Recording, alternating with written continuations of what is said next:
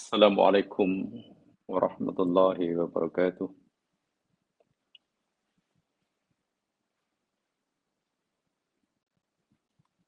Innal hamdalillah nahmaduhu wa nasta'inuhu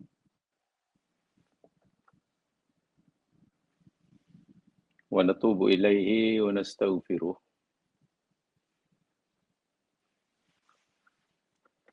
wa na'udzu billahi min syururi anfusina wa min sayyiati a'malina. May yahdihillahu fala mudilla lahu wa may yudlil fala hadiya lahu. Asyhadu an la ilaha illallah wahdahu la syarika lah wa asyhadu anna Muhammadan abduhu wa rasuluh.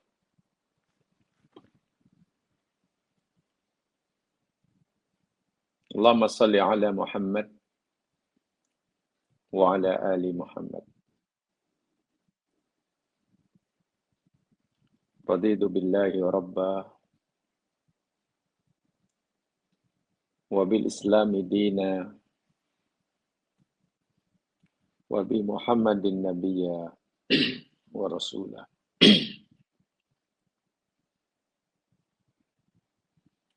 Bismillahilladzi la yadurru ma ismihi syai'un fil ardi wa la fis sama' wa huwas samiul alim. Bismillahilladzi la yadurru ma ismihi syai'un fil ardi wa la fis sama' wa huwas samiul alim.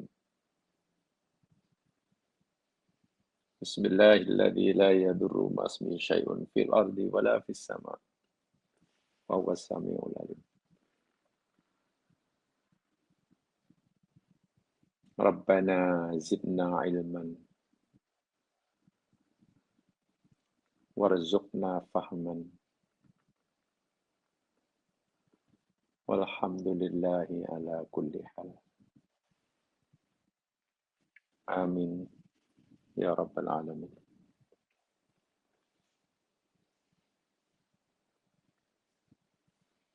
Kita ucapkan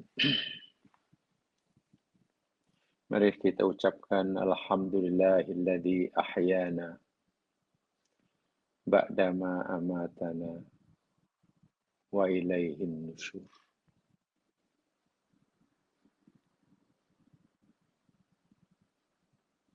Muslimin, muslimat yang dirahmati Allah sekalian.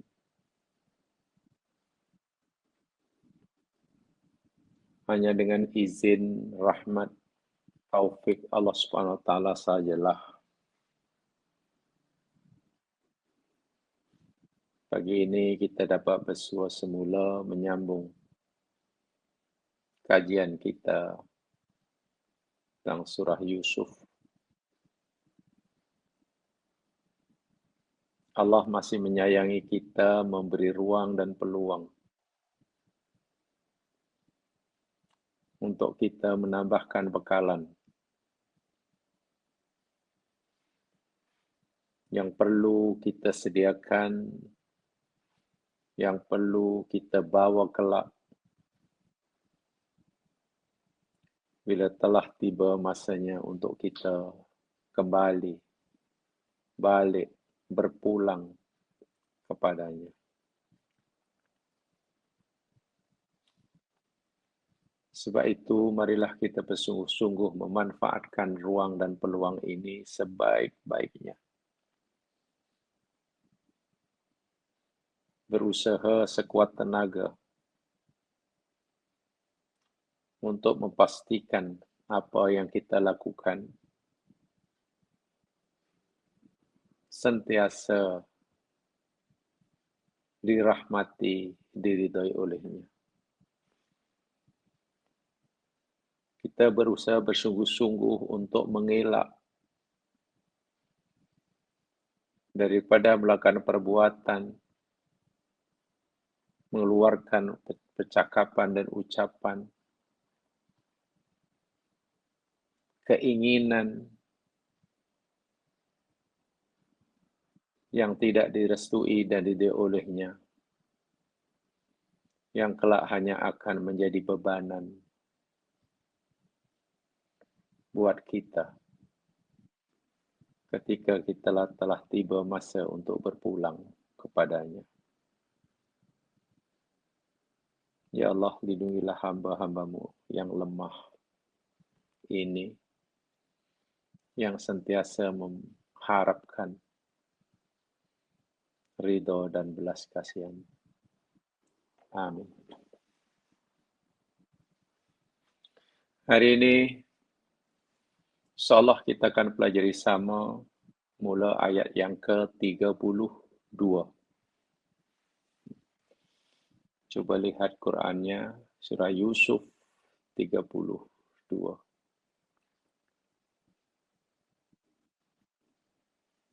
Selepas kita pelajari sama ayat sebelumnya 31, ayat yang bercerita tentang upaya yang dilakukan oleh Imra'atul Aziz, perempuan bangsawan Mesir, Zalikha atau Zulaikha,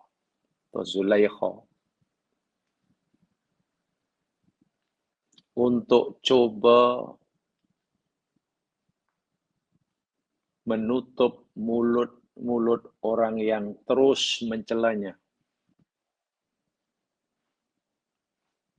untuk coba memahamkan atau mengharapkan orang-orang yang mencelanya menerima keuzurannya, memaklumi perbuatan salahnya.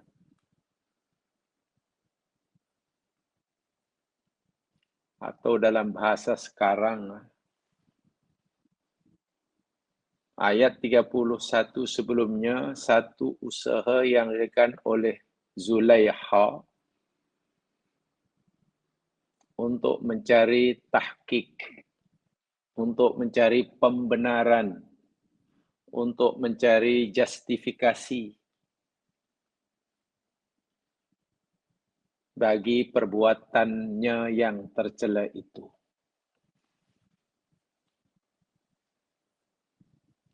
Karena bila seseorang yang berbuat salah,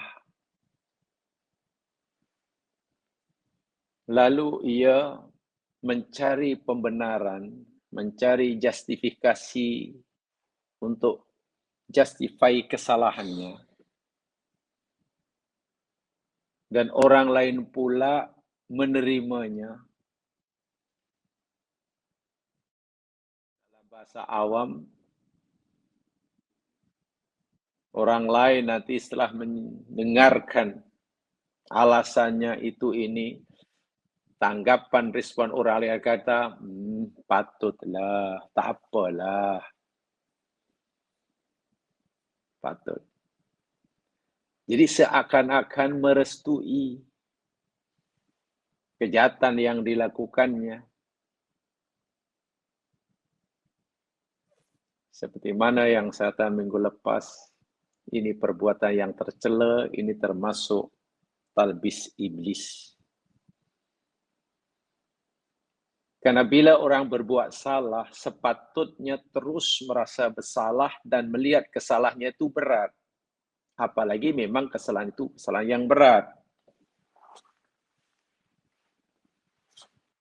Kemudian terus dengan segera istighfar, mohon ampun, taubat kepada Allah, tanpa bersusah payah menghabiskan tenaga dan masa untuk mencari justifikasi bagi perbuatan salahnya, dengan tujuan mengurangi rasa bersalah. Apalagi jika nanti ternyata di luar sana, selain dirinya pun melakukan perbuatan yang sama, bahkan lebih teruk, sehingga rasa bersalah menjadi kurang.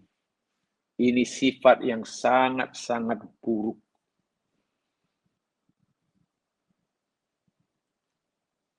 Adakah berjaya Zalikha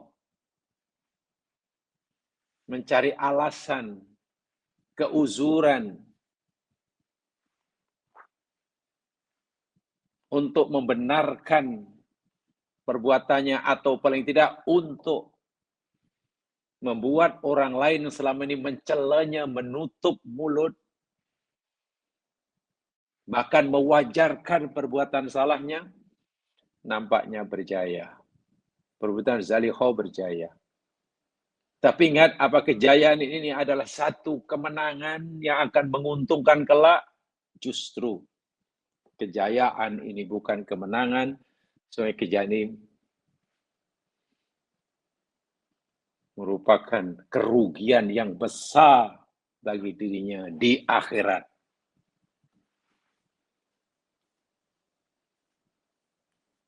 Usaha Zalikha dikira berjaya dinyata oleh Allah dalam ayat 32 ini.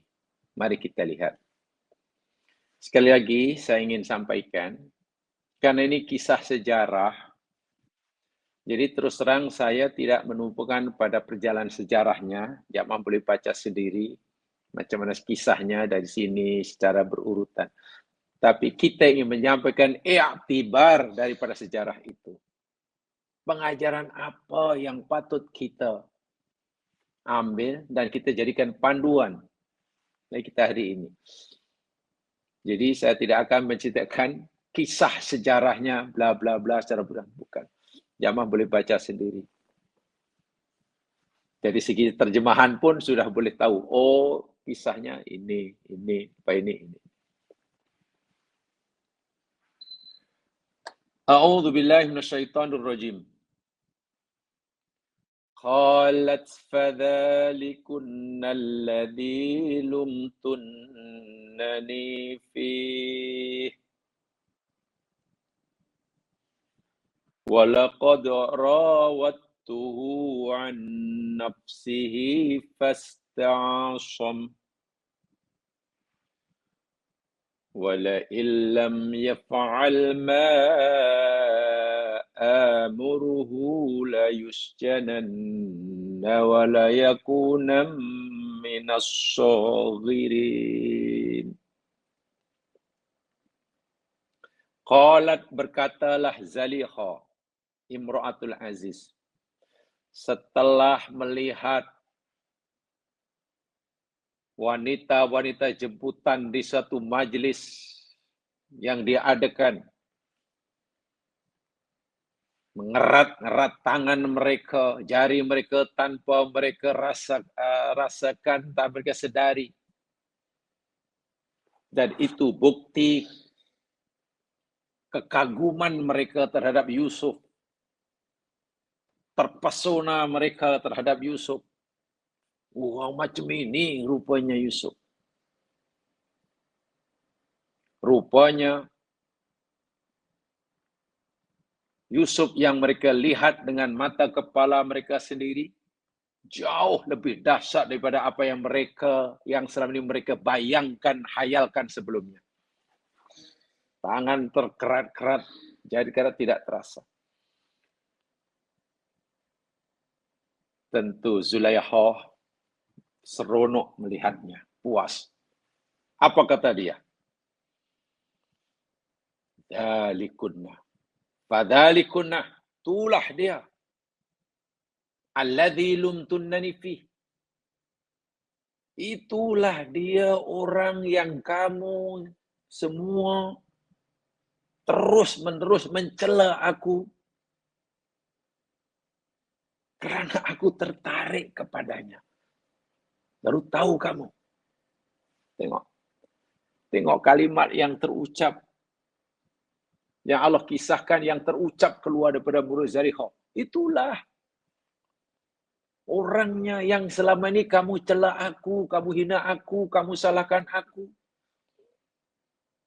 Karena aku tertarik, tergoda, menggodanya. Nah sekarang setelah kamu melihat sendiri dan tangan kamu pun putus, kamu kerat tanpa kamu sedari, kamu masih akan terus mencela aku, sedangkan kamu lebih dahsyat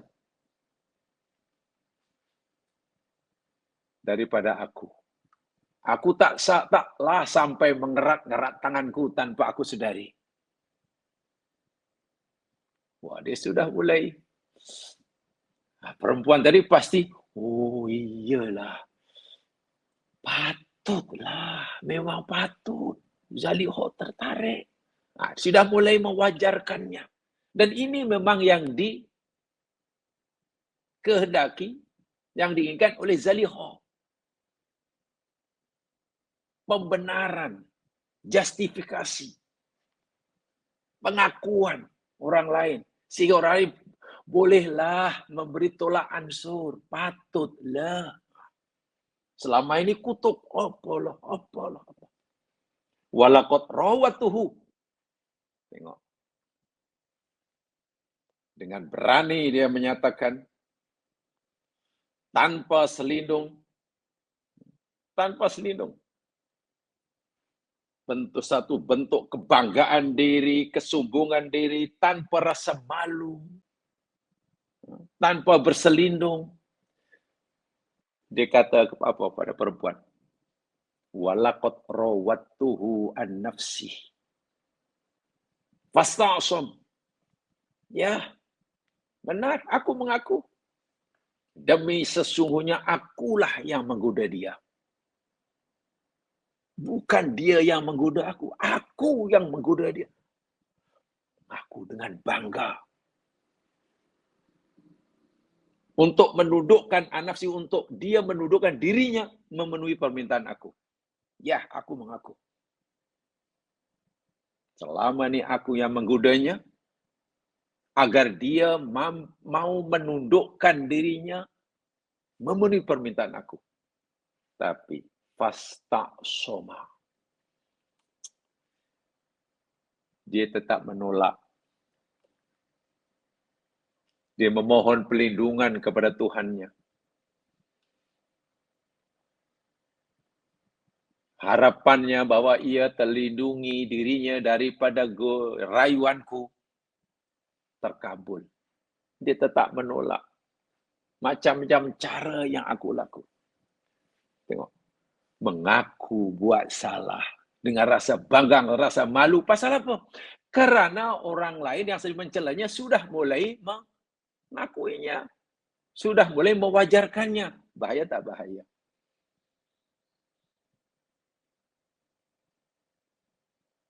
Seseorang yang bersalah, apalagi kesalahan itu kesalahan yang besar. Kemudian dia coba mencari pembenaran daripada orang lain. Dan bila orang lain mengakuinya, mewajarkannya, mematutkannya, patut. Sehingga dosa besar yang dilakukan tidak lagi dirasa besar, rasa bersalah sudah mulai kurang, apalagi mungkin sudah mulai hilang, dan penuh bangga. Jadi bagi aku tidak salah. Aku tergoda bukan satu aib, karena memang orangnya luar biasa. Siapalah aku? Siapalah perempuan seperti aku yang tidak tergoda olehnya.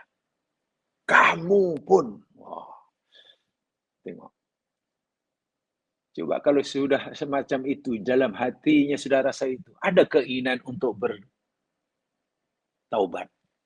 Tidak ada. Karena dia tidak merasa bersalah, bahkan bangga. Ini maksiat. Lainlah kalau ada masalah kebaikan, itu satu kehebatan. Contoh ketika Nabi Muhammad SAW menegur Aisyah radhiyallahu malam hari, secara ringkas, tengah malam ketika Nabi berada di rumah Aisyah, nak tidur dengan Aisyah Ummul Mukminin, tiba-tiba Nabi bangun, keluar tanpa memberitahu kepada Aisyah radhiyallahu, karena melihat Aisyah sudah tidur, fikir Nabi. Melihat Nabi meninggalkannya, Aisyah pun curiga, kemana Rasul pergi ini? Mengikuti Kori dari belakang. Oh, Nabi pergi ke Baqi. Disuruh oleh Allah, ya pohonkanlah keringanan azab bagi orang fakir. Nabi perasan, macam ada orang mengikori di belakang. Ya, malam-malam, sepertiga malam yang terakhir, paginya Aisyah radhiyallahu anha bertanya pada Nabi, ya Rasul, kemana malam tadi? Ini secara mafhum hadis secara umum ya, bukan terjemahan secara umum karena agak panjang. Malam tadi kemana ya Rasul? Nabi tidak jawab dari mana, Nabi malah tanya, akhir dia, adakah syaitanmu sudah mari, wahai Aisyah? Adakah engkau cemburu, wahai Aisyah? Ketika Nabi tanya pada Aisyah, adakah engkau cemburu? Ya, pastilah Aisyah cemburu kan, dari mana? Harus ingat ke mana. Apa aja Aisyah yang bijak ini? Ya Rasul, mana ada perempuan seperti saya tidak ada rasa cemburu kepada lelaki seperti engkau. Nah, ini mulia. Karena yang dicemburi ini Rasulullah. Aisyah berkata, ya Rasul, mana ada wanita seperti saya tidak cemburu kepada lelaki atau suami seperti engkau. Jawabnya, pastilah aku cemburu, pasti. Nah, itu menunjukkan cinta yang sejati pada Rasulullah. Si Zalikhah ini lain. Kalau gunakan bahasa macam Aisyah dan Zalikhah seakan-akan berkata, wahai perempuan-perempuan yang selalu kamu mencela aku, dan kamu sendiri sudah melihatnya, sekarang aku nak tanya kepada kamu, masih wajarkah kamu terus mencela aku?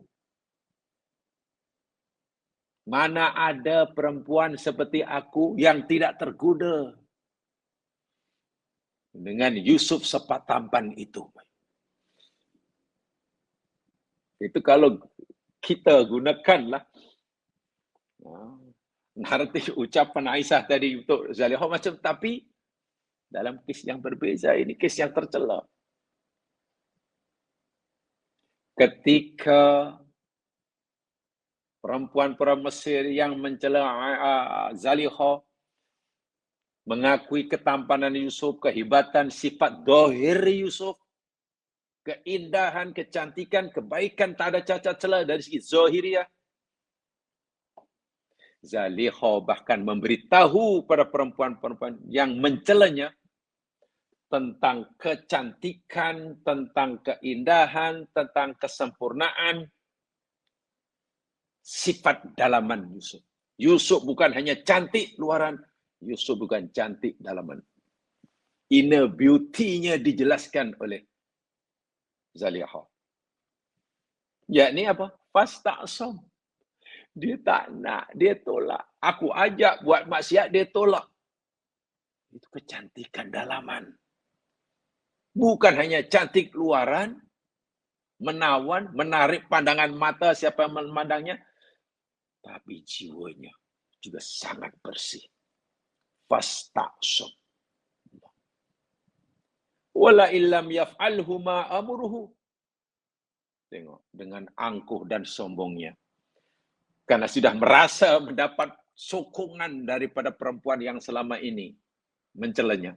Merasa wajar melakukan itu. Dia sudah tidak lagi patut dan layak dihina dan dicela karena perbuatannya. Karena perempuan yang selama mencelanya sudah mulai mengetahui, memahami keadaan sebenarnya. Dengan angkuhnya Zalikhah berkata, beritahu pada perempuan, apa dia? Wala illam yaf'al ma'a muruh. Dan demi jika dia, dan Yusuf maksudnya, tidak melakukan apa yang aku perintahkan, apa yang aku suruh kepadanya, kan aku ajak dia memenuhi permintaan aku, hajar aku. Dan dia tolak. Dia tolak. Ada dua Ancaman yang diberikan oleh Zaliha. Pertama, la yusjananna. Sungguh pasti ia akan dipenjarakan. Wala yakunam minas sagirin. Dan sungguh pasti ia termasuk orang yang hina. Penjara satu hal, hina satu hal. Penjara itu yakni untuk menyusahkan kehidupan zahiriahnya. Mungkin makanan tak sedap, tempat tidur tak selesa, mungkin suruh kerja berat. Hinalah zahirnya.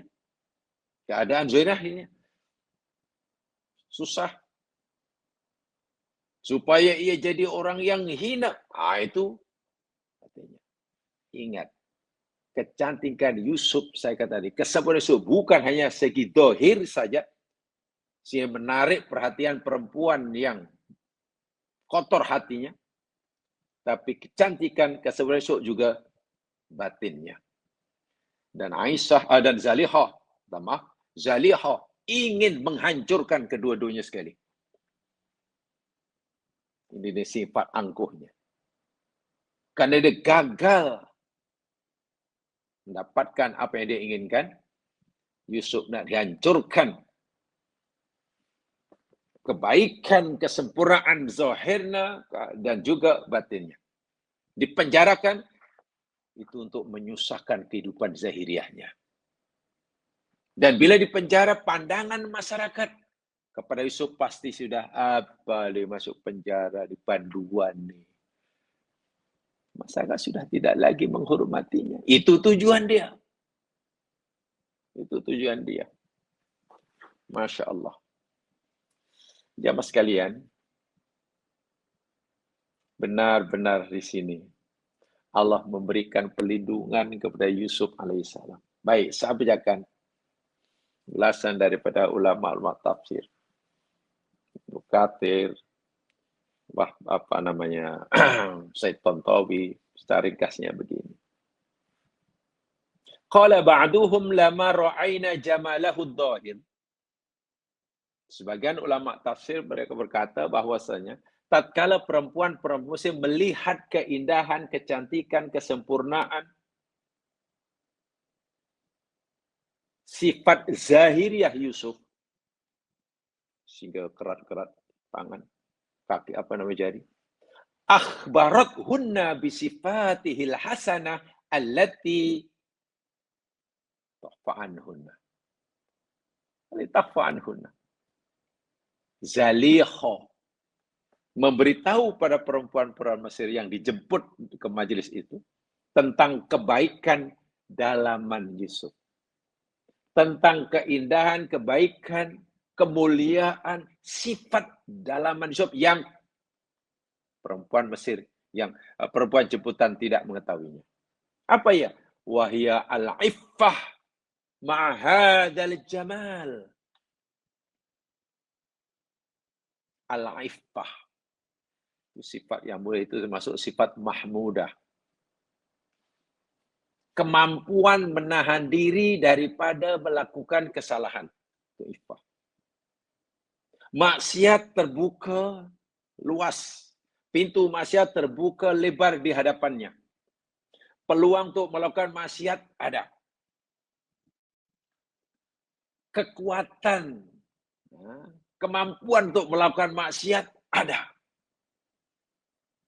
Tetapi keinginannya ditahan. Itu namanya iffah. Dan itu Yusuf. Peluang untuk buat maksiat dengan Zaliha ada. Kemampuan ada. Yusuf adalah seorang anak muda yang sehat walafiat, jasmani, rohani. Tapi Yusuf tahan keinginan untuk melakukan maksiat walaupun peluang maksiat terbuka. Itu namanya sifat iffah. Jadi Yusuf bukan hanya cantik zahirnya, tapi juga cantik dalamannya. Yusuf bukan hanya menawan, menarik sifat-sifat zahiriahnya, tapi juga membuat orang lain kagum dengan sifat Nah, ada dalam hatinya. Ini yang diberitahukan oleh Zaliha kepada perempuan yang dijemputnya. Perempuan dijemputnya hanya mengagumi luaran. Dia tidak tahu hati Yusuf. Yang tahu Zaliha. Ini tentu Allah Subhanahu wa taala memberitahu seakan-akan, wahai kamu Zaliha, wahai kamu perempuan-perempuan yang tergoda Yusuf nih, kamu pikir calon nabiku ini hanya indah, cantik, menawan, mengkagumkan dari segi zahirnya saja? Tidak. Hambaku ini yang aku nanti akan aku pilih menjadi rasulku, ia juga menawan dan menarik hebat dari segi dalamannya. Ramai orang yang mungkin menawan dari segi zahirnya, tapi hatinya kotor. Atau mungkin dari segi sifat jasmanianya, fisikanya kurang menarik. Kurang menarik. Tapi hatinya, bahasa mudahnya, hatinya macam hati malaikat. Dari segi fizikalnya, mungkin tak menarik. Minta maaf, sekali minta maaf ya mas sekalian. Bilal bin Rabah, mungkin dari segi fizikalnya, ya kurang menarik lah. Bagi muslimah-muslimah pada zaman itu. Hanya bekas hamba abdi, orangnya berkulit hitam. Julaibib, lagi tak menarik. Nabi pun akhirnya mencarikan jodoh, karena susah nak cari jodoh. Julaibib. Dari segi zahir mungkin tak menarik penampilannya. Tapi jiwanya, Allahu Akbar. Jiwa malaikat ada. Dari segi luaran sangat menarik. Tapi hatinya kotor. Abu Lahab. Luar biasa handsome-nya Abu Lahab. Tapi hatinya kotor. Yusuf dua-duanya ada. Dari segi zahir menarik, cantik, sempurna, indah, mulia. Jiwanya. Ya Allah sudah mulai mendedahkan di sini. Sebab itu tadi saya katakan, begitu Yusuf sampai ke Mesir, Yusuf akan akan melakukan ujian yang sebenarnya sekaligus Allah sudah mulai membuka pintu untuk mencapai makom yang tinggi, yaitu menjadi Rasulnya. Ujian makin berat, tapi pada masa sama, pintu kemuliaan yang Allah janjikan sudah mulai terbuka. Tapi lagi sekali, walaupun Zaliha mengakui keindahan Yusuf, zahir batin, luar dalam, mulia, tak ada cacat celanya. Si perempuan Mesir yang dijemput tadi hanya mengatakan, in hadza illa malakun karim. Ini bukan manusia, ini malaikat nih. Ya tak tahulah terpesona, membayangkan malaikat mungkin daripada ketampanan wajahnya agak-agak. Tapi dia tak tahu punya budi pekerti sifat mahmudah yang luar biasa. Dan sifat Yusuf ini termasuk istiqsam Yusuf, iffah ini. Allah. Sifat yang mulia. Tadi saya katakan, 7 orang yang dapat naungan di aras Allah hari akhirat, salah seorang daripadanya, rajulun da'at umra'atun dat mansab, seorang laki yang dirayu oleh seorang perempuan yang rupawan atau sebaliknya, untuk melakukan maksiat. Lalu dia kata, ini akhafullah, tak nak, aku takut Allah. Langsung Allah sayangi orang seperti ini di akhirat. 3 orang terperangkap dalam gua. Hadisnya sahih, semua sudah tahu. 3 orang terperangkap dalam gua, nak keluar tak boleh, pintu gua tertutup. Ya, mungkin dengan bongkahan batu. Nak tolak tak larat. Akhirnya berdoa pada Allah dengan berwasilahkan amal soleh. Salah seorang daripada 3 orang berdoa itu sebut amal solehnya apa? Yakni ketika ia tidak melakukan zina dengan sepupunya. Peluang untuk melakukannya ada. Kemampuan untuk melakukan zina ada. Keinginan pun ada. Tapi tiba-tiba ia membatalkan keinginannya semata-mata karena takut Allah. Langsung doanya dikabulkan. Dalam bahasa kami dahulu, minta maaf, dalam bahasa kami masuk pondok dulu, terus orang itu dinaikkan makomnya Allah jadi walinya. Jadi wali Allah tuh. Wali dalam pengertian kekasih Allah ya mas sekalian. Kalau saya sebut wali Allah jangan jamaah terbayang orang boleh terbang, bukan. Wali Allah maknanya Allah kasihi dia. Makomnya nih. Masya Allah Akbar. Seseorang hamba Allah, makom dinaikkan oleh Allah justru ketika ia berhadapan dengan maksiat. Bayangkan. Ya. Orang yang disebutkan dalam hadis Nabi yang tepat dalam gua itulah salah seorang itu kan, yang doanya dikabulkan disebutlah amal kebaikan itu ada peluang untuk buat berzina, keinginan ada, kemampuan ada, tapi dia batalkan niatnya. Makbul doanya, waliullah tuh. Demikian juga dalam hadis 7 golongan itu. Jadi Allahu Akbar.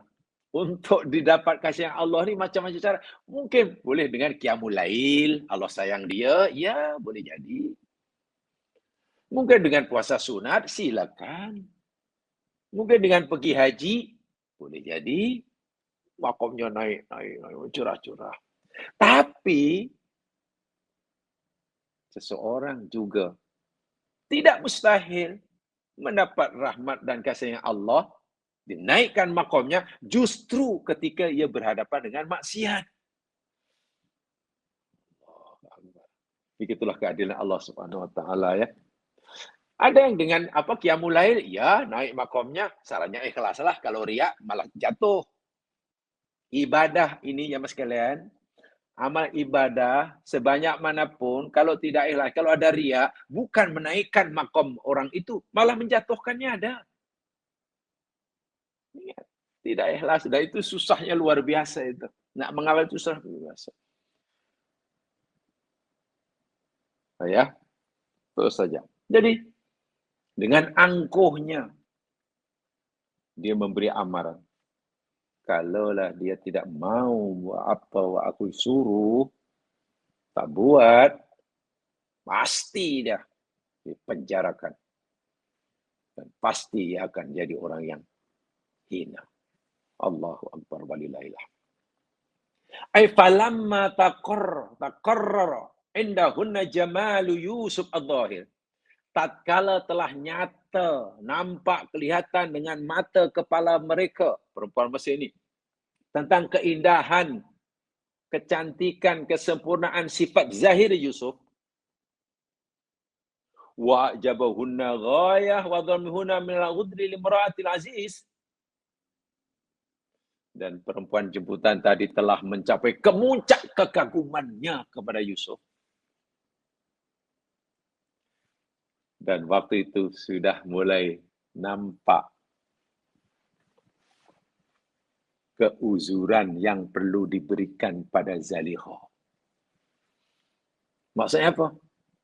Perempuan jemputan tadi sudah mulai, yalah, okeylah kalau begitu kami semua tak sepatutnya lah mencela Zaliha. Karena kami waktu tak tahu, setelah kami tahu siapa Yusuf rupanya lah, memang patutlah. Patut pun Zaliha terpesona. Kami pun bukan sekadar pesona, potong jadi. Sudah mulai begitu. Jadi Zaliha merasa terbela. Sudah ada orang menyokongnya. Sekarang kamu tahu kan? Kamu tidak akan mencela aku lagi kan? Kamu tahu kan apa saat? Jangankan tidak ada perempuan yang tidak tertawan. Apalagi aku. Lebih-lebih kamu. Lebih-lebih kamu. Allahu Akbar. Arodat anturiyahunna jamalahul batin bi ifatama qalat mulina ayat. Tak bisa dekat. Zaliha ingin memberitahu pada perempuan jemputannya ini tentang sifat-sifat yang mulia yang ada pada Nabi Yusuf, yakni al-ifah. Faqalat mu'linatan, lalu dia beritahu dengan mengiklankan terang dan nyata bahwa itulah kenapa aku tergoda dengannya. Dia mengaku, kenapa aku tergoda? Ya, aku yang goda. Dia berani kata begitu di hadapan, bukan hendak mempermalukan dirinya. Bukan. Zaliha bukan hendak mempermalukan dirinya. Karena dia sudah tahu perempuan yang dibuat tidak akan lagi mencelanya. Itulah yang saya di awal tadi tahqiq. Ingin mencari justifikasi. Nak justify perbuatan salahnya. Dan Zaliha berjaya di sini. Akhirnya, ya, aku yang menggodanya. Tapi jangan kamu anggap perbuatan aku menggoda dia itu perbuatan yang tercela. Kamu tahu kan? Siapa saja, bukan aku seorang perempuan yang kata, kamu pun lagi dahsyat. Allahu Akbar walillahil hamd. Ini dari segi agama aja Mas kan, sangat-sangat sangat-sangat kecil ya. Sebab perempuan tadi Imra'atul Aziz yakni Zaliha qalat lahunna 'ala sabil at-tafakhur wa tasaffi wa bidun istihya'in wala talmih. Zaliha memberitahu mereka bahwa dia menggodanya, bahkan dia mengukutnya. Malu rasanya kalau aku gagal mendapatkannya. Kalau aku penjarakan dia, itu kan kesombongan. Penuh dengan sombong, tanpa rasa malu, tanpa berselindung. Dia tidak lagi takut dicela, karena tidak ada lagi alasan bagi perempuan yang dijemputnya untuk mencelanya. Mereka sudah memakluminya semuanya. Dalika, qala dalika lumtu fadalikunna alladhi lumtunani bih. Masya-Allah. Alhamdulillah. Itu aja Mas kan. Inilah nama al-i'tizar. I'tizar, mencari alasan terhadap perbuatan salahnya agar orang lain mewajarkannya. Agar orang lain kalau mengutuknya pun janganlah keterlaluan. Apalagi yang mengutuknya selama ini, oh rupanya dia sini pun lebih tergoda, lebih terpesona, lebih. Ini namanya iktizar, yang dilarang, yang dicela. Yang dicela. Sehingga perempuan yang disebut itu akhirnya ya tolak ansur lah. Okeylah. Aku mengakulah. Memang patut pun. Dan kami ingatlah, tak ada perempuan manapun yang tidak tergoda. Wah, itu kan maknanya semacam membenarkan, mengharuskan, mengiyakan perbuatan maksiat. Dan itu salah besar.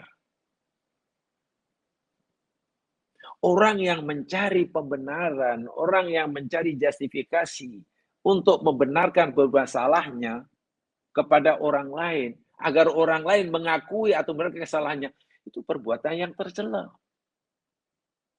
Mewajarkan buat yang salah itu kesalahan yang besar. Saya ulangi. Mewajarkan perbuatan yang salah itu kesalahan yang besar. Berusaha untuk mewajarkan kesalahan itu juga kesalahan.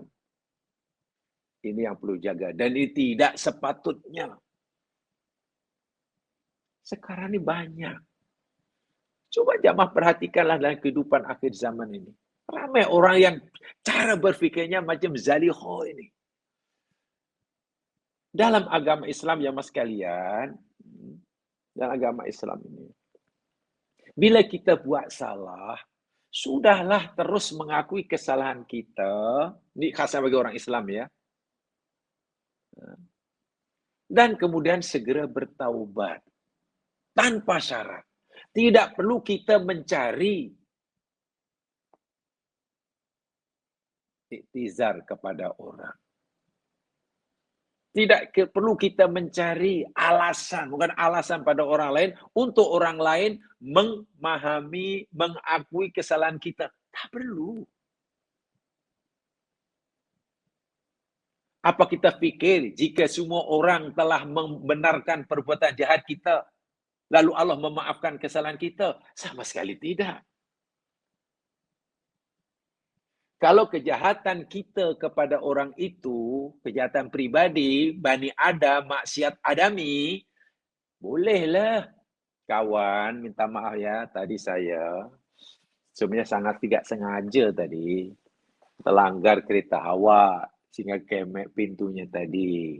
Karena begini, pertama, inilah kali pertama, ya dalam minggu ini ajalah saya baru bawa kereta, berani bawa kereta keluar.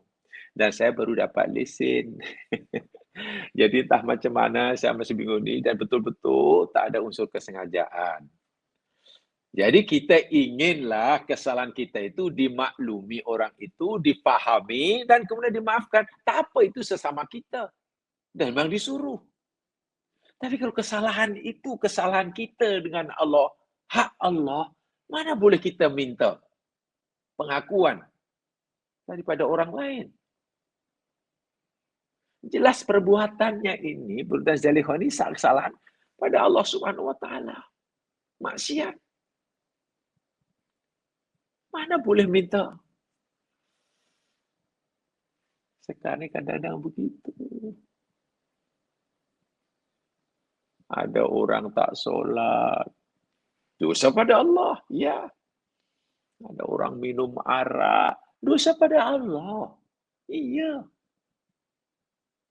Ada dosanya apa? Laki muslimin atau muslimat dosanya apa? Tidak menutup aurat secara syar'i. Dosanya pada Allah. Bila dosa pada Allah, akui itu dosa kita pada Allah, menyesal, berazam untuk tidak melakukannya semula, berhentikan serta-merta. Terus istighfar banyak-banyak, mohon ampun dan taubat pada Allah. Sudah. Bukan malah minta pengakuan, nak cari pembenaran, nak cari kamu tahu tak kenapa aku tak solat, kamu tahu tak kenapa aku ni, kenapa aku berpenampilan seperti ini, saya tahu, saya umat Muslim, tapi penampilan aku seperti ini, you kena tahulah, kerja aku begini, akhirnya semua yang dengar pun, yalah, okeylah, patutlah, memang patut. Dan apakah kita fikir selepas orang mengakui semacam merestui, semacam merestui lah akan perbuatan kesalahan kita lakukan terhadap Allah itu boleh menghapuskan dosa kita kepada Allah? Tidak, dosa kita kepada Allah tidak perlu mencari pembenaran dari manusia. Dan sekarang banyak minta maafnya pada Allah. Biar banyak pada minta maaf ya, hari ini saya pakaian macam ini, sorry sangatlah. Minta maaf lah. Tadi ya, awak tadi nampak saya minum arak kan, minta maaf, saya minta. Ya apa kena mengena dengan kemudian yang orang yang diminta maaf itu pun satu kepala dengan, ya tak apa, saya faham. Saya sangat memahami kedudukan awak. Bahkan kalau saya berada di kedudukan awak pun, mungkin melakukan seperti yang awak lakukan. Oh, kawan tu macam dapat kipas angin lah. Itulah. Terima kasih kerana awak dapat memahamilah kedudukan saya. Wah, kesalahan yang dilakukan itu kesalahan dia dengan Allah. Dan ini yang landa. Ini sebetulnya minta maaf lah. Minta maaf. Cikgunya namanya Zalihah. Jemaah sekalian, kalau ada orang berfikir itu, siapa yang mengajarnya? Imra'atul Aziz, Zalihah. Ya. Inilah yang saya maksudkan, iktibar daripada kisah ini supaya kita jadikan panduan dalam hidup kita sekarang ini. Jadi bukan hanya jalan ceritanya ya. Itu satu pengajaran yang bagi saya, Masya Allah. Salah tetap salah lainlah kalau kesalahan pada manusia, tak apalah. Beri alasan kenapa kita terpaksa. Sorry lah, saya tak sebenarnya saya betul-betul lah minta maaf karena saya tadi telah lah umpamanya memakai ambil kasut awak atau payung awak saya pakai hujan tadi, saya tak tahu. Saya sama sekali tiada niat untuk mencuri. Gitu. Tapi gosok jangan minta, oh tak apa. Terpaksa awak menunggulah. Menunggu karena hujan, payungnya saya bawa. Tak apalah, minta maaf pada manusia. Itu sama kita.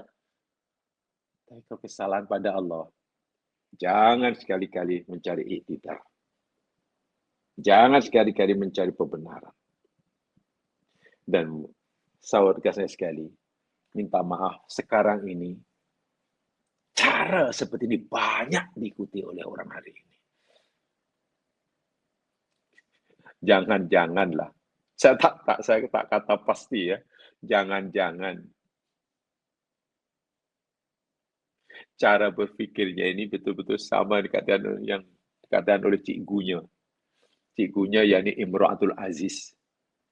Nama populernya Zalikha. Zulaikha. Nama Melayunya Siti Zulaiha. Muliakah? Tidak. Tercela. Pada zaman Nabi, orang yang banyak melakukan seperti ini, ya maksudnya orang munafik. Orang munafik. Karena begini ya, famanir takaba ithman aw badarat minhu ma'siyatun fal masyru'u fi haqqihi wujuban ayyatuba ilallahi subhanahu wa ta'ala wa ya'tadiru ilaih. Sesiapa saja yang terlanjur melakukan dosa maksiat kepada Allah. Maksiat hakullah ni ya. Maka disyariatkan kepada orang itu dengan segera. Bahkan wajib untuk segera bertaubat kepada Allah. Dan kalaulah ingin bukan alasannya kepada Allah. Ya Allah, karena kejahilan hamba-Mu ya Allah. Karena kelemahan iman hamba-Mu ini ya Allah. Karena apalagi lah pokoknya. Hamba-Mu telah melakukan kesalahan ya Allah. Mohon ampun. Ajukan pada Allah. Hamba-Mu jahil, hamba-Mu tak tahu, hamba-Mu lemah iman, ya Allah. Hamba telah terlanjur kasarnya. Itu boleh kepada Allah. Tapi jangan kita kata pada Allah, ya Allah benar hamba-Mu ini melakukan kesalahan, dosa. Tapi Engkau tahu tak ya Allah, hamba dosa karena pasal dia lah. Pasal dia. Pasal dia yang suruh, dia yang bangun saya. Kalau bukan dia, ya Allah, hamba ni sebenarnya orang yang baik. Pasal dia. Oh, itu tak boleh. Seakan-akan hendak meletakkan bukan kesalahan yang dilakukan kepada orang ini. Kalaupun orang itu salah satu asbabnya, kita tidak boleh mengatakan. Adam alaihissalam, bapa kita, ya sekalian, melanggar larangan Allah di surga. Ya, itu dosa siapa? Dosa apa? Dosa antara dengan Allah, betul. Apa asbabnya? Quran ceritakan dengan sangat jelas. Fawaswasa lahum syaitan. Syaitan kacau. Ringkas kata, iblis kacau. Ya, betul. Akhirnya Adam tergoda. Betul. Karena tergoda dengan rayuan dan bujukan tipu daya iblis, Adam melakukan maksiat. Betul ya? Selepas Adam melakukan maksiat dan ia menyadari ia telah melakukan maksiat, Allah ajar doa untuk mohon ampun. Adam, aku salah. Apa doanya? Rabbana dzalamna anfusana. Wa illam taghfir lana wa tarhamna lanakunanna minal khosirin. Tengok. Ya Allah, hamba-Mu ini telah menzalimi dirinya. Kami telah menzalimi diri kami, ya Allah.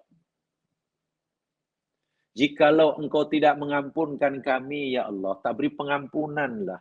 Dan Engkau tidak merahmati kami, habislah kami. Pasti kami jadi orang yang merugi. Yang saya nak sampaikan. Dah jelas-jelas Quran pun kata, Adam melakukan maksiat itu asbab digoda oleh iblis. Ya, jelaslah.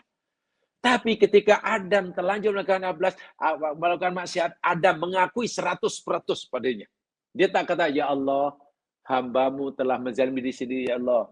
Tapi hamba-Mu melakukan zalim, itu pasal iblis, ya Allah. Bukan semata-mata ini.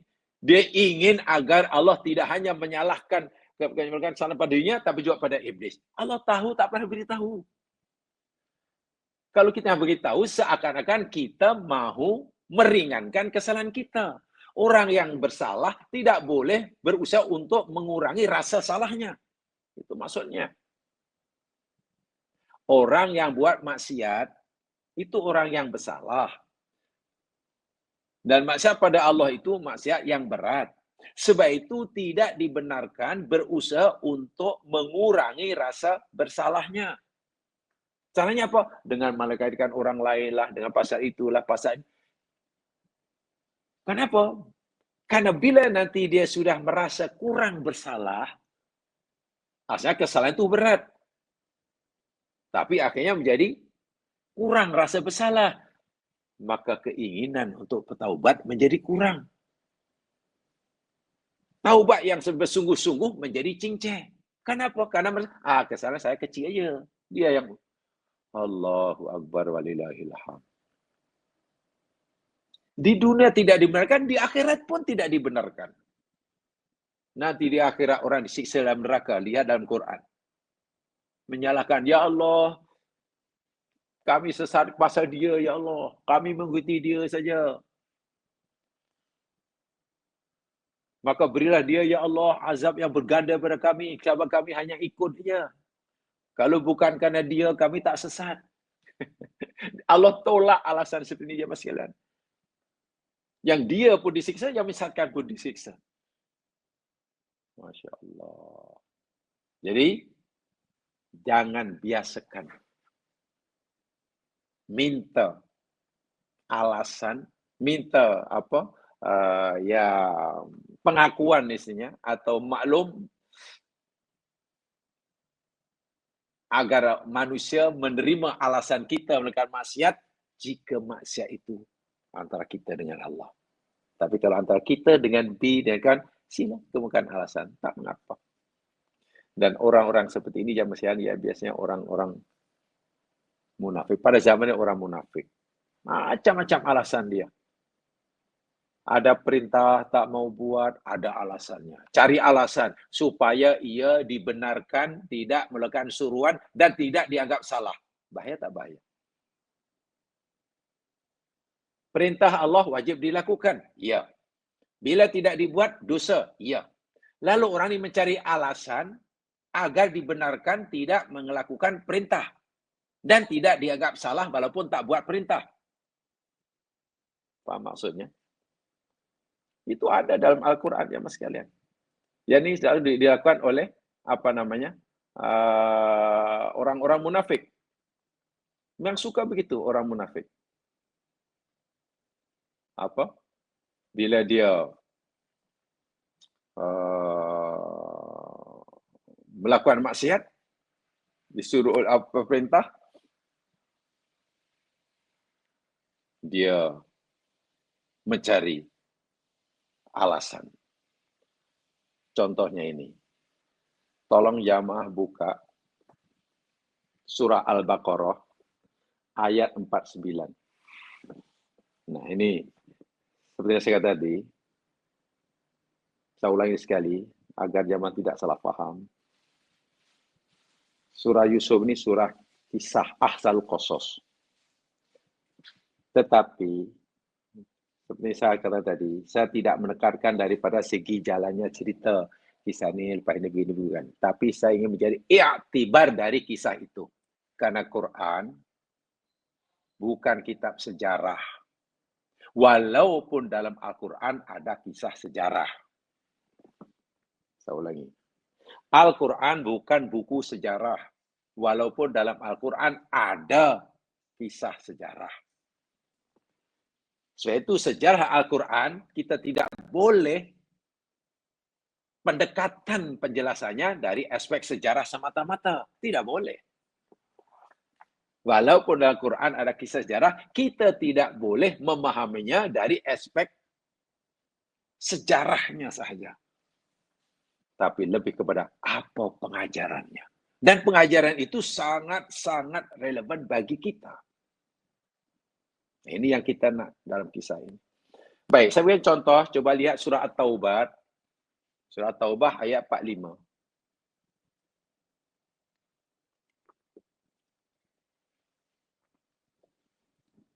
49, sorry. At-Taubah ayat 49.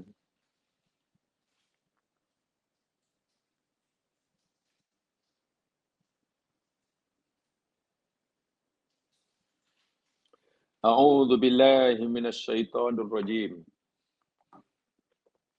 Wa minhum may yaqulu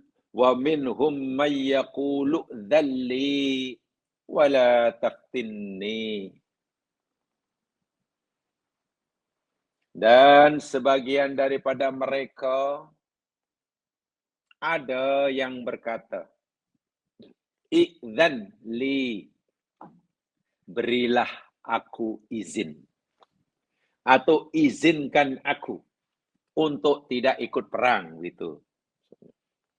Wala taftini, dan janganlah engkau jadikan aku terjerumus dalam fitnah. Jangan fitnah aku, mana janganlah engkau jadikan aku campak aku terjerumus dalam fitnah. Ala fil fitnati sakotu.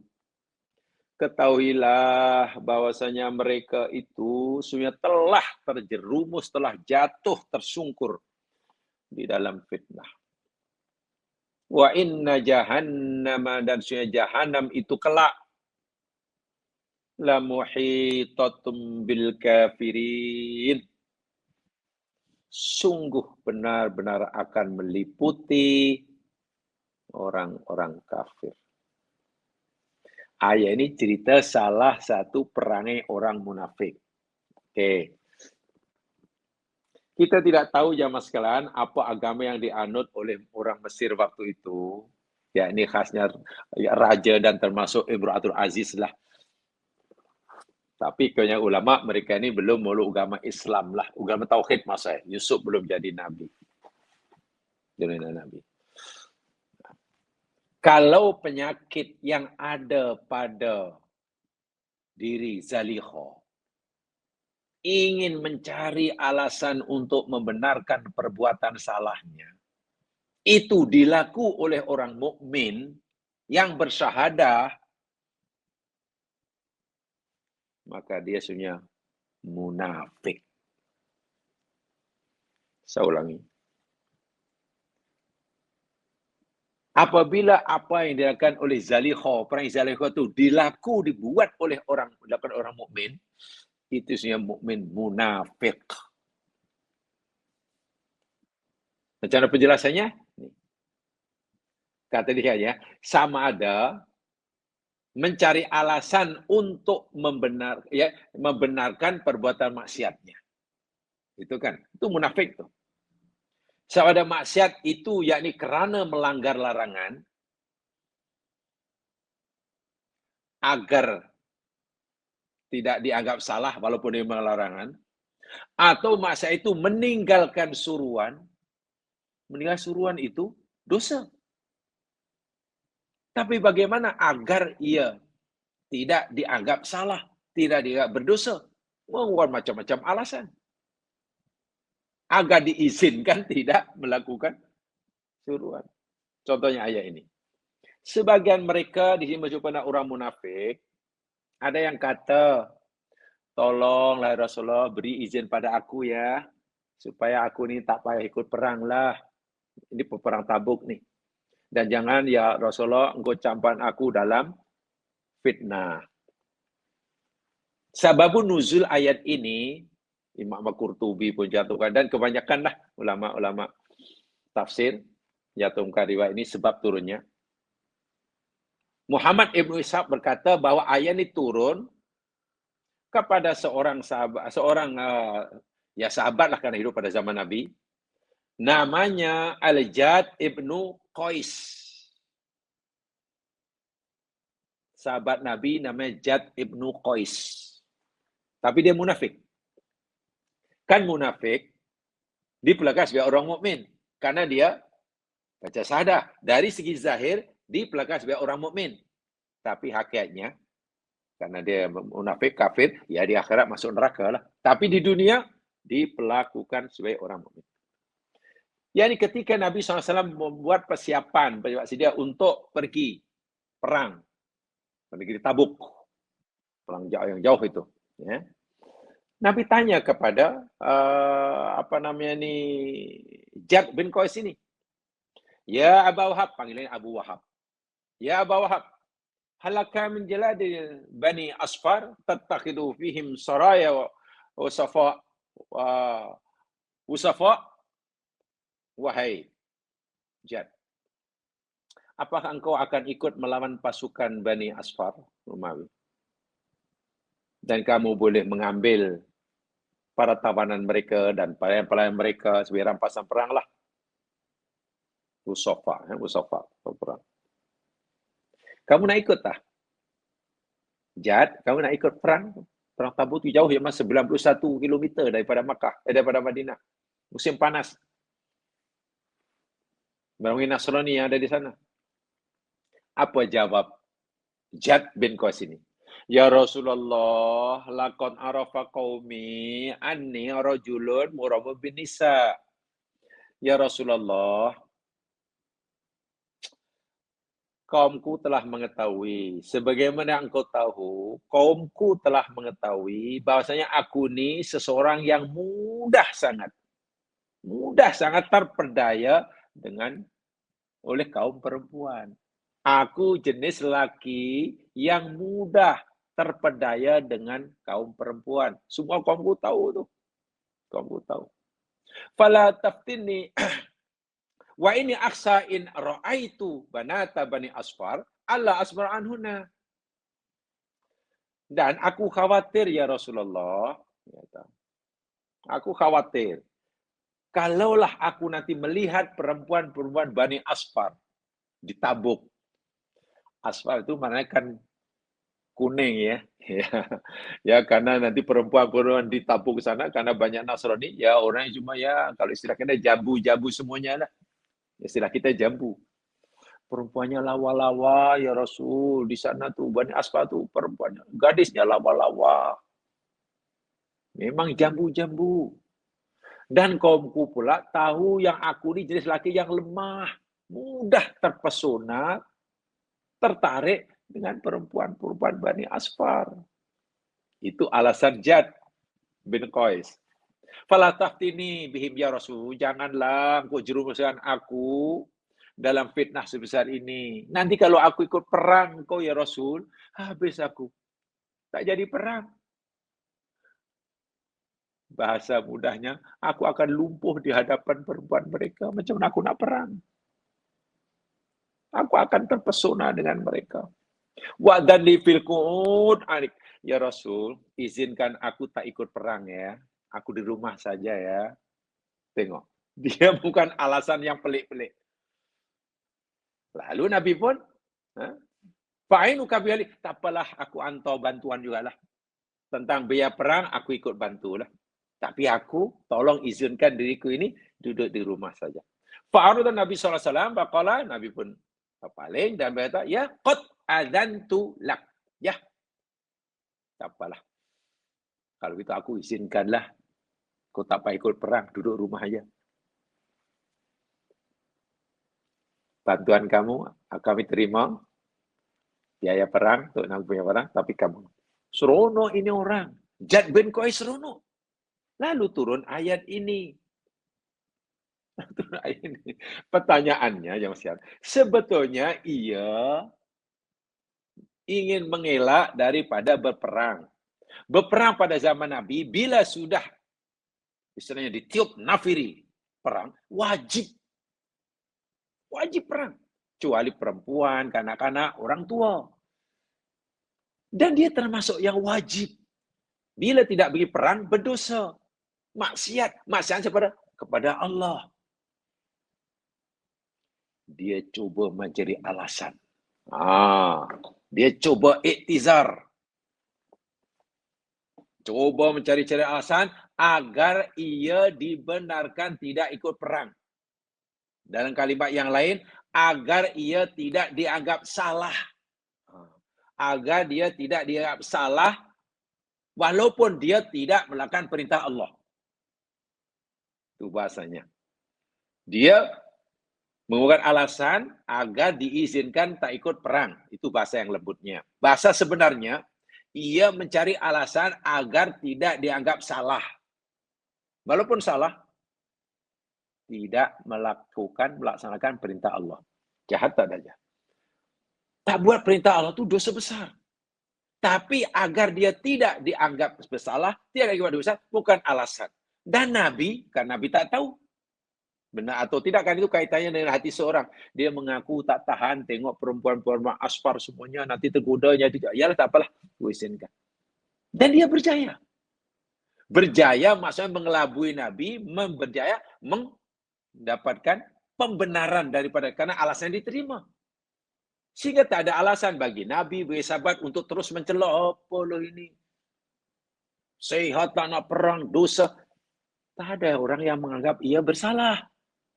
Karena kejayaannya. Ini namanya tahqiq. Ini namanya iktidar. Dan ini, lalu Allah turunkan ya ini. Ini orang munafik. Tengok. Macam-macam alasannya. Macam-macam alasan.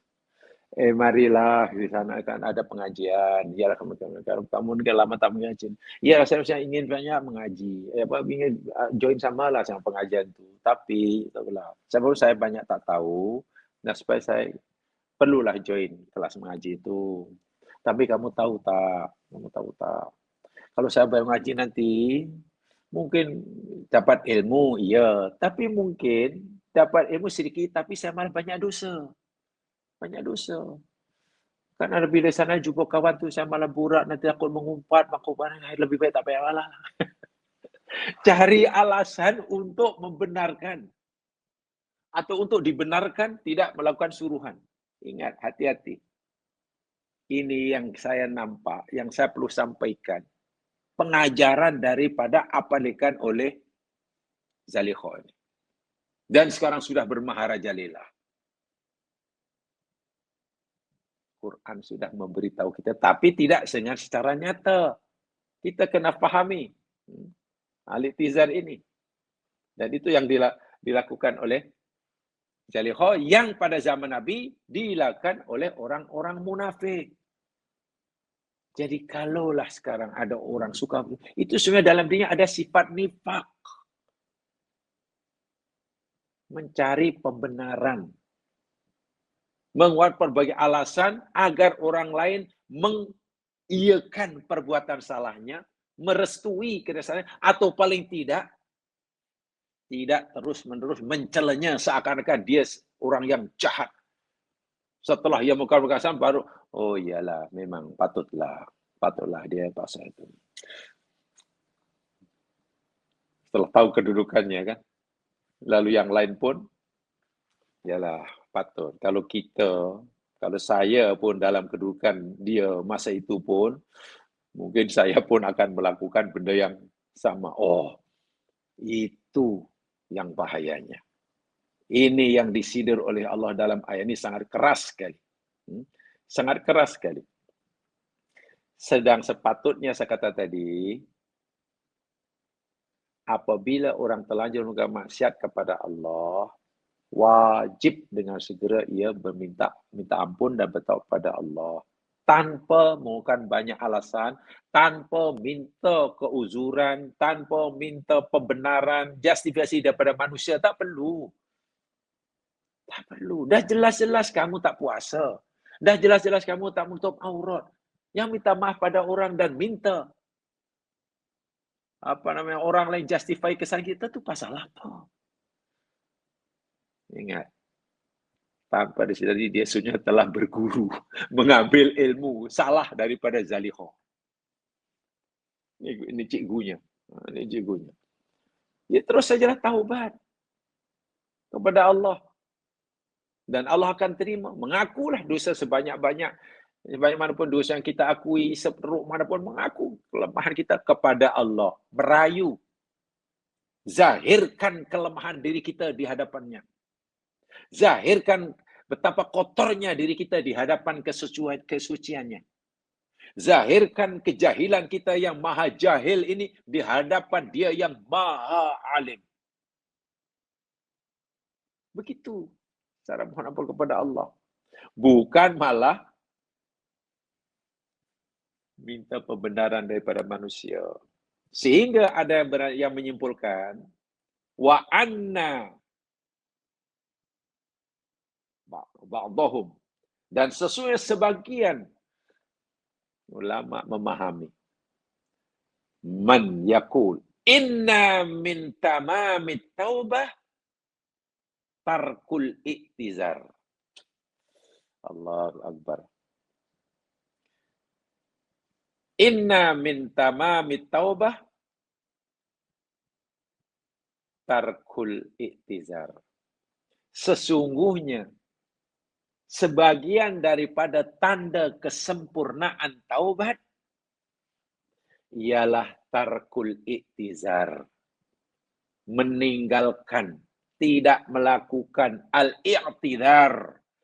I'tizar itu tidaklah membuat banyak alasan agar orang memaklumi, agar orang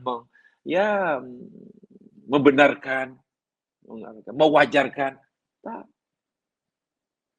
Salah satu tanda kesempurnaan taubat ialah tarkul i'tizar. Tidak menggunakan berbagai alasan kepada manusia. Adapun kepada Allah, zahirkan kelemahan. Akui, ya Allah, dosa hamba-Mu terlalu banyak, ya Allah. Kejalan hamba-Mu ini terlalu tebal, ya Allah. Nikmat-Mu telah sangat banyak, ya Allah. Sementara syukur hamba-Mu terlalu sedikit. Ujian dan teguran-Mu, ya Allah, sering Engkau berikan pada diri ini. Tapi betapa sedikitnya kesabaran yang ada pada diri hamba-Mu ini. Qada dan qadar-Mu, ya Allah, sangat adil kepada diri ini. Buat diri ini. Tetapi diri ini seringkali tidak mampu ridha. Hamba-Mu lemah, ya Allah. Hamba-Mu jahil. Hamba-Mu mengakui segala kesilapan. Lalu mohon ampun. Faghfirli, faghfirli. Kan itu yang diajar oleh dalam Sayyidul Istighfar. Abu laka binikmatika alayya. Ya Allah, aku mengakui, ya Allah. Aku balik menemui engkau ini mengakui segala nikmat yang kau berikan pada diri ini. Dan sekaligus mengakui betapa kurangnya syukur diri ini kepadamu. Wa abu bidambi. Dan aku mengakui segala dosa-dosaku yang aku lakukan, ya Allah. 100% kesalahan ini datang dari sini, ya Allah. Faghfirli, faghfirli, faghfirli. Fa innahu la yaghfiru dzunuba illa anta. Itu, ya Allah, ampunkanlah diriku. Tak ada siapa yang boleh mengampunkan dosa kecuali Engkau. Nah, itu kepada Allah disuruh, pada Rasul, dan itu baik. Baik. Coba paham ya? Ini yang saya rasa lama saya merenungkan ayat ini dan juga membaca beberapa sumber, dan saya temukan ini dalam tafsir Ibnu Ashur ada. Beliau sangat luar biasa mentafsirkannya, dan juga tafsir-tafsir yang lain. Rupanya ada pengajaran yang Masya Allah. terlalu sangat tepatlah untuk kita. Pelajaran ini sangat-sangat layak, sangat penting untuk kita. Sebab kalau kita hanya melihatnya, melakukan pendekatan dari aspek sejarahnya saja, ya mungkin kita akan dapat, oh promosi itu uangnya buat majlis itu perempuan dibaginya pisau, lalu mereka pisau dan mereka dah selesai itu sajalah. Dan di situ dengan angkuhnya masih walaupun dia salah dan telah mengakui salah, tetapi dia berani mengakui kesalahan itu karena perempuan pernah dijemputnya pun sudah menyokongnya ibaratnya. Jadi tanpa selidung, tanpa rasa malu, bahkan bangga mengakui kesalahannya. Bahkan sifat arrogantnya Yani, gugutnya Yusuf, penjarakan orang seperti ini, mengecewakan. Yusuf pula malah jadi mangsa. Allahu Akbar. Tapi bagaimana respon Yusuf mendapat ugutan ini? Insya Allah nanti akan pelajari, dan itu lebih penting lagi. Ada pengajaran luar biasa. Ayat selepasnya, sambungan dari ayat 32, respon Yusuf ketika mendengar ancaman akan dipenjarakan ini. Dan ini bagi saya pengajaran sangat-sangat bagi kita untuk hari ini, luar biasa. Yusuf telah berjaya melaluinya, sekarang kita yang ingin mengikuti jejak langkahnya. Kalau kita ingin berjaya dunia akhirat. Itu saja, kurang lebih yang boleh dimaafkan. Subhanakallahumma bihamdika asyhadu an la ilaha illa anta astaghfiruka wa atubu ilaik. A'udzu billahi minasyaitonir rajim. Wal 'asri innal insana lafi khusr. Illa alladziina aamanu wa 'amilus shalihaat. Wa tawassaw bil haqq. Wa tawassaw bis sabr. Assalamualaikum warahmatullahi wabarakatuh.